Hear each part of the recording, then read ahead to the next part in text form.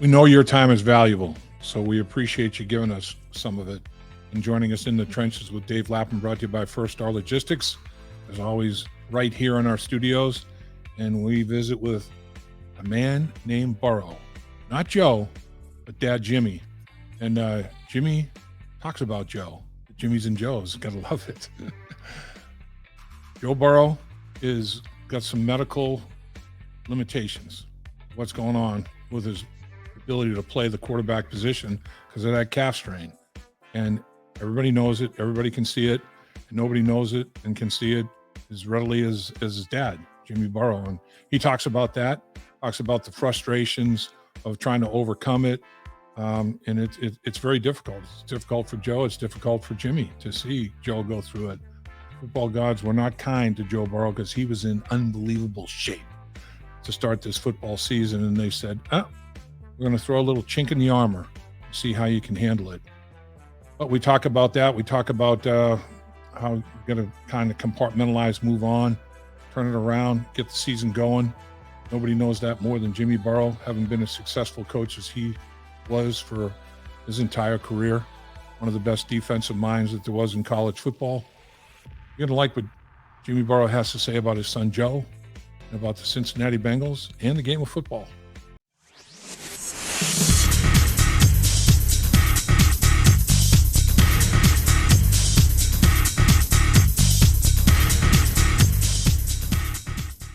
We welcome you once again to In the Trenches with Dave Lapham, brought to you by First Star Logistics. As always, we're coming to you from our studios provided by First Star Logistics, and we have a very, very special guest with us today, Jimmy Burrow, who was a heck of a football player himself and a heck of a football coach himself, and he's got a son that's pretty good. Joe Burrow, yeah, the guy can play. There's no question about that. Jimmy, welcome to the show, sir. Thanks for having me, Dave.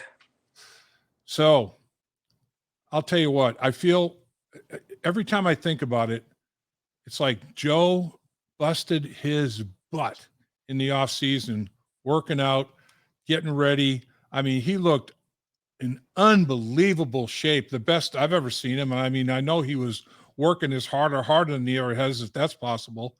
And the football gods say, thou shalt have a calf problem. I mean, what the heck? Yeah. What rotten luck that is.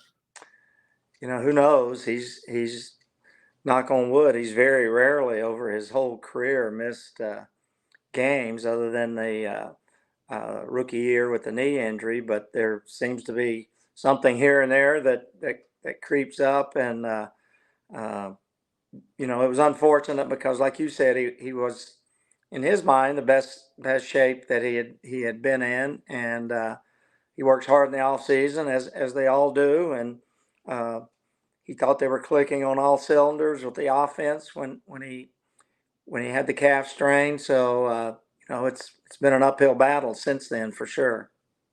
I mean, calf strains, calf injuries are so tricky. I mean, it's one of the more tricky injuries. Did you ever have any calf issues when you were playing, Jimmy, or when you were coaching? Did you ever have any players that had calf problems that you had to deal with? Yeah, I mean, we did, and I've had calf strain, and you know, I had them actually after my playing career when just working out and that sort of thing. So, but I understand the fact that it takes time. You need to rest, and you know, Joe had a good amount of rest there when he first did it, and then, you know, time is of the essence at once the season starts. So it can be nagging for you know, several weeks, a whole season. I mean, I've read things where other players, Aaron Rodgers, you know, you have to find a way to manage it, and I know Joe and the Bengals are trying to do that. I do know one thing. If there's a pain tolerance, you know, scenario, there's nobody tougher than your son. I mean, this dude, I talked to him after the victory earlier this year that he just got it out against the LA Rams. And I said, you know, what you did was inspirational. And he kind of, like, you know, half smiled a little bit. and it was because it was right after the game. And I can only imagine. I mean, I know I've talked to people. I never really had a calf injury like that, but I've talked to people that have, and they say, man, when that thing pulls, when that thing yanks, when you re-aggravate it, man, Yeah. it's no joke, man. It's no joke. And there's some serious pain issues there. But I'll Yeah. tell you, Joe has got a high pain tolerance, doesn't he? He does. I think that's certainly been proven, and he's always healed fast, and I think this is why I'm sure it's frustrating to him, because he hasn't been able to bounce back as quickly as some of the other things over the years. So tough injury.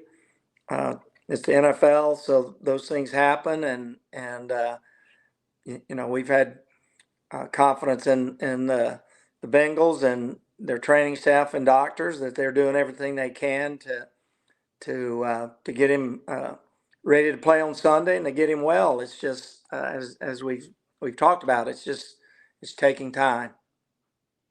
Yeah, I mean, he's being medically cleared to play, and knowing your son, he's going to play. I mean, the dude is Yeah. playing. There's no two ways about it. But when you watch him, it's almost like, oh man, you feel for him, because things that he would do, climb the pocket, get out of the pocket, the nakeds, the bootlegs, the all those kind of things just aren't part of the game plan. Is so limited. Yeah. I mean, the game plan has been shrunken, because of the medical situation. That's got to be frustrating as hell to Joe. Yeah, it is. Scrambling, extending plays, movement in the pocket.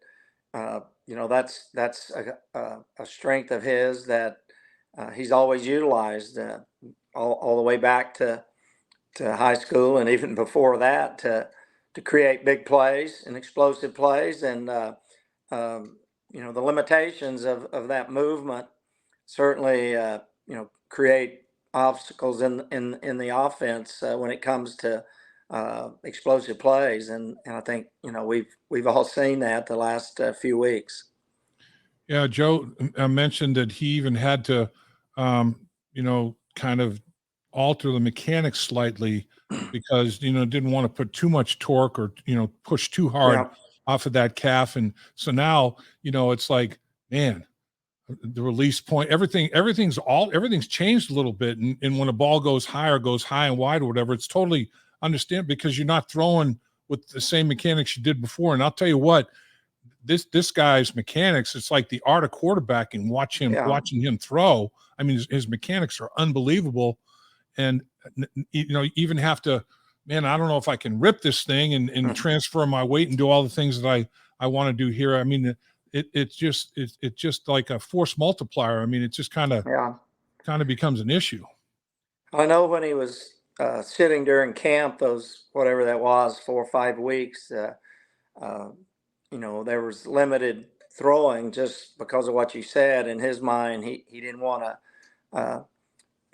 make adjustments that would affect those mechanics. But once again, you get into game mode.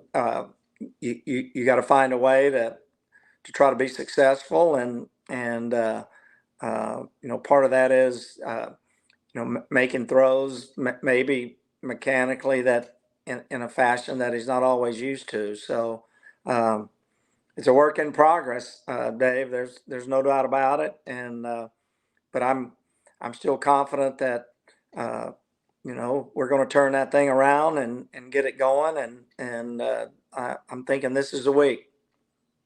I hear that, sir. And the other part of it is too, I mean, you're a brilliant defensive mind, coached at a high level for a bunch of years. And these defensive coaches are like, okay, well, wow, Joe's fairly stationary here, and we're going to really crowd the line of scrimmage. We're going to play like we're playing red zone defense a little bit here, and try to test them, make them throw it deep and take away some of the short intermediate stuff. And I mean, it started with Cleveland. Cleveland just really was aggressive with everything, and played some pretty darn good defenses. And I mean, Joe's probably seeing looks like, man, if I were 100% go, I would kill you people. It's like, it's got to be so, I can't imagine the Yeah. frustration you must be feeling. Well, and that, I'm sure, the O-line, they're seeing things that they normally don't see. And, Yep. and if they, read a protection or something, once again, Joe's, one of his strengths has always been able to get out of there. And now, it's just tough on him, to know that if there's a breakdown, Joe maybe hasn't been able to extend the play like he normally does. That just puts added pressure on everybody on the offense, the line, the running backs to block, the receivers to recognize coverages earlier so that Joe can try to get that ball out quickly, and those defensive coordinators are paid a lot of money as well as the defensive players, and they see what's on film and make their game plans accordingly. I think I saw 3 free runners, I swear, on one play where and they all kind of got to Joe. And I'll tell you what, man, he just gets up, dusts himself off. Yeah. I mean, it's remarkable to watch. I'll tell you though, you must have been really nervous, because I know I was nervous when he went to the sideline after that one hit and he was checking his elbow, and I'm thinking, oh my God, don't Yeah. tell me, and those are the worst nightmare kind of things. As a football coach, you're thinking one thing, but as a dad, as a parent, you're thinking a whole bunch of other things. Aren't you? Yeah. I mean, we'll never take the mom and dad out of the equation. Right. That's for sure. So, we're pretty much watching him every play. I try to watch downfield, sometimes with coverages and those type things, but inevitably, the dad goggles go back on, and I go back to watching the protection and watching the quarterback. So, but again, it's part of the NFL. Joe understands that, and he's going to deal with it, and he and the Bengals are going to get themselves out of this little slump here soon. In the Rams game, when they faked the toss and Joe came out, the opposite direction on a bootleg, getting out into space. I mean, the Rams, they said after the game, Joe hadn't been moving very much, so we didn't even consider that. And I mean, everybody, the backside defensive end, everybody chased the pitch, and Joe came out and hit Jamar for the 43-yarder, the longest play they've had this season. And the coaches were checking with Joe. It looks like we might be able to run this play. The backside's really, really chasing. And Joe's like, yeah, I can do it. I mean, man, that was a gutsy thing to do right there, because you just don't know. You just don't know, do you? No, I mean, the movement of the pocket, it just creates a lot of indecision on the defense. It creates an advantage for again the offensive line, and Sure. so you kind of decrease the amount of movement in the pocket. It certainly puts a burden on really everybody that's out there, and especially the offensive line. So I know Joe and Jamar. I mean, they hook up for 12 catches for Jamar for 141 yards, a career high 12 catches, and it's it's typical of the media. Jamar gives a 2.5 minute answer to a question, and all they do is take one snippet where he said, "I'm always open," and blow that up into a whatever they're trying to blow it up into. They're not going to play the 2.5 minutes, but they'll play that one little snippet that they think they can create controversy or whatever the case may be. But and Jamar was one. I mean, they're friends first and foremost, and not only football teammates, but fast friends as well. And he's like, sit him, man. Well, get I him, think get him well. it's normal to be frustrated. I mean, you wouldn't, those guys wouldn't be as competitive as they are if they didn't occasionally show some frustration. You try not to, but Yep. it's human nature. imagine all the people with jobs other than professional football players if they had a camera on them after every uh, business deal that went down, or some kind of argument in the room. So I think it's tough, and you're going to see some of those things. I mean, it happens really in every sport, and every athlete experiences that frustration, and uh, it's part of it, I think. It's remarkable. Joe, in a couple of occasions, it's like, okay, well, I'm playing because I look at 0-3 and I look at maybe retweaking my calf, and it's much worse to be 0-3. I want to play for my teammates. I love my teammates, and I want to be there. I want to be part of it. That's him in a nutshell. And Yeah. and the other thing is, after this last game, we're not going to let this break us apart. We're in a tough stretch right now, but we're gonna turn it around. We're gonna get things taken care of, and we're not gonna let this break us apart. That's your son in a nutshell, right?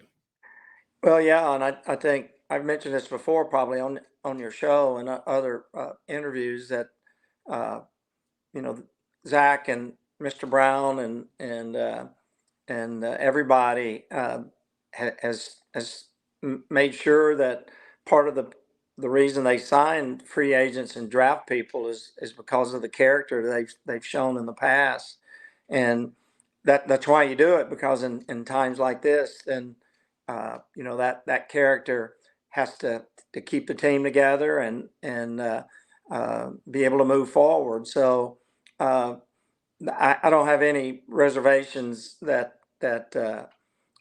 there's issues in the locker room. I think it's strong as ever, and as I said, strong character gets you through tough times, and the leaders of that team, whether it's the coaching staff, the ownership, Joe, anybody else there that's a leader, is going to do what they normally do, and that's be strong, be committed, and be focused on the next opponent. I can't imagine what life must be like for Joe. I mean, when Joe got in the golf cart with Mike Brown and took that little that little trip, and Joe got out, and they're like, "Oh, Joe's smiling. Oh, Joe's grimacing. What did they Yeah. talk about?" I mean, it's like, hey, is there anybody? Can I have a private life like anybody else? Can I be left alone a little bit? I mean, everybody No. wants to know everything about Joe. There's no doubt. Yeah, that privacy, that's been gone for several years now. But once again, uh, he's always respectful of the people doing the interviews, respectful of the fans, and but it's tough at times. Everybody can do it, handle the media, and do interviews when things are great. But I think our guys have shown, for the most part, that they can handle those type things and adversity with the media and with fans, even in tough times. And I think that's one of the strengths of our football team, is to block out the noise and just try to find ways to get better and move forward. In these type of situations, that I know how I was when my son was playing high school sports and college sports or whatever. It's like, I'm going to be the dad first, and I'm not going to talk about whatever. He gets plenty of talk about that anyway from coaches and whatever else. I'm still going to be the dad. So I'm sure that's your relationship with Joe as well. I mean, you're first and foremost, Joe looks to you as his dad, and wants to Yeah. talk to you as his dad. But man, it has to be really, really difficult for help him dealing with the frustration and the initial disappointment Yeah. of that injury, because like we were talking about, he was so ready to roll at such a high level physically. I mean, it just doesn't seem fair, man. Well, his mom, Rob and I are always there for him. I mean, we don't spend a lot of time really pushing him to tell us about every little detail, whether it's injury or the game or whatever. We just make sure he's okay afterwards, and then toward the end of the week, we'll give him a call, and we'll go from there. But we're at every game, just like always, and our attitudes go up and down depending on success or failure of the game and plays. And I'd be lying to say it didn't affect us, even for a few days afterwards. But I think that's not only the mom and dad, but the coach in me that feels for really that whole football team when things aren't going good, and you have a loss like we did on Sunday. Yeah, and final question, Jimmy, and appreciate you spending so much time with us here. You as a defensive coach, have you, and a coach in general, have you ever seen a game where for 3.5 quarters it's a 3-3 game?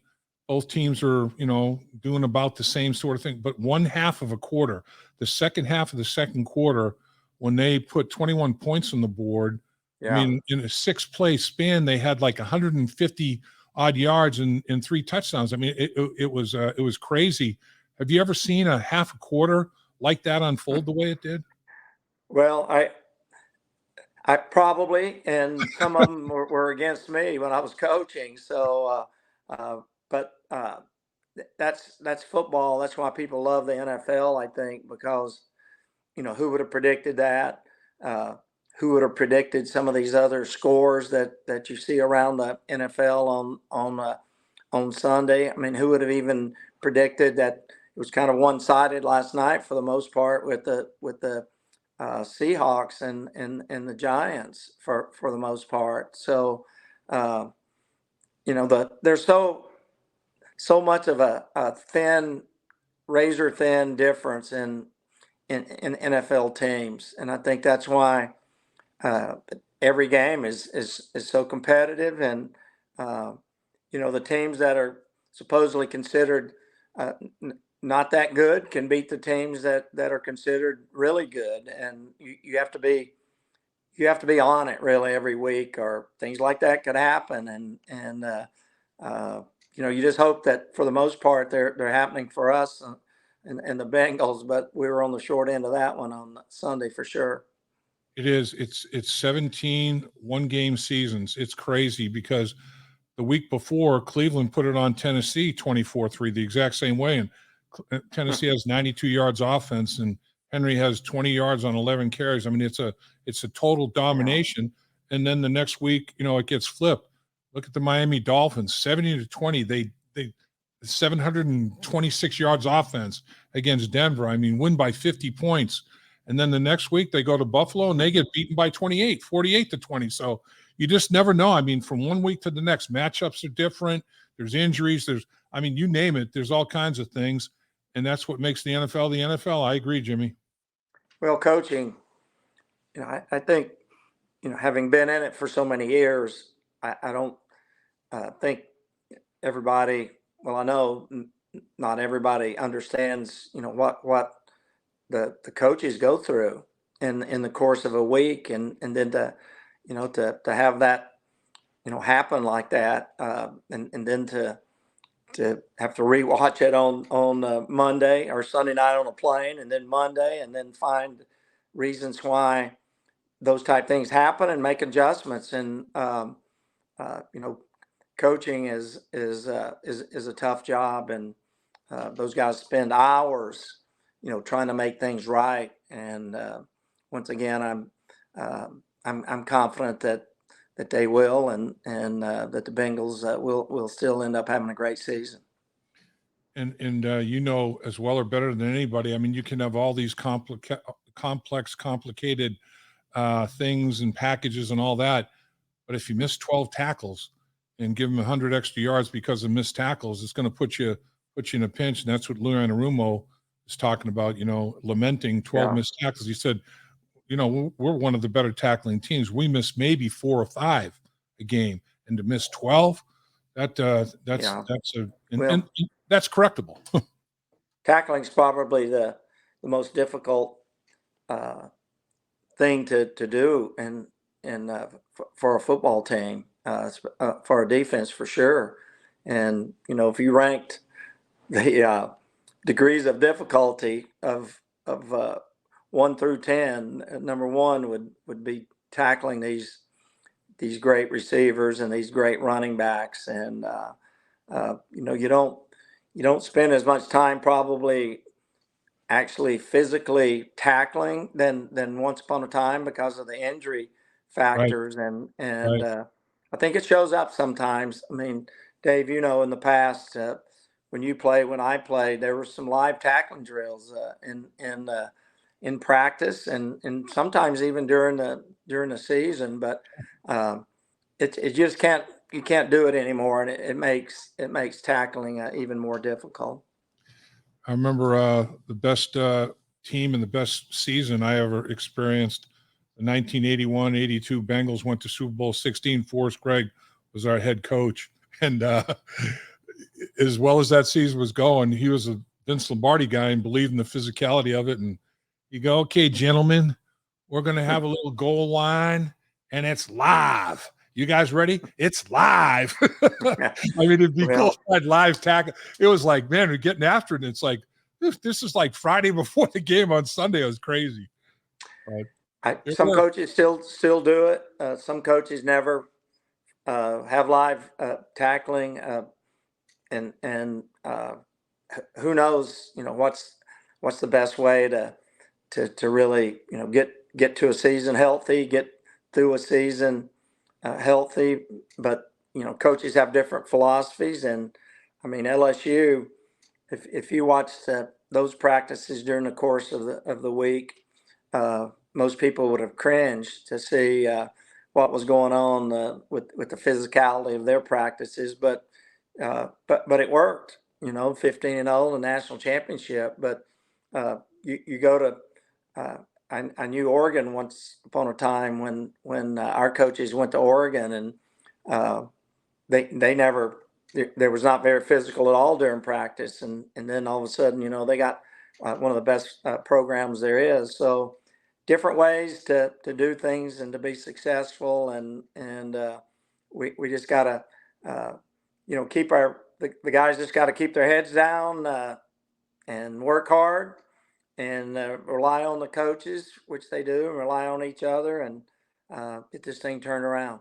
No question. And the bottom line is they got to believe. And I know those guys believe, man. They believe in each other. They think the world of each other. There's no question. So it'll turn. It'll turn. There's no doubt about that. And I appreciate you giving us your thoughts and observations and knowledge. You're a football man through and through. We appreciate you, Jimmy.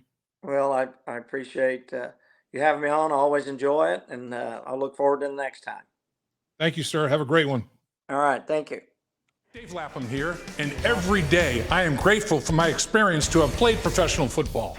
As a player, I realized self-motivation, leadership, and appreciating your teammates are key. At First Star Logistics, you can use those same attributes to create the life you want for you and your family. Build your future by working hard like I did. You'll see results both on and off the field. Call First Star Logistics today and be part of our winning team. Opportunity knocking.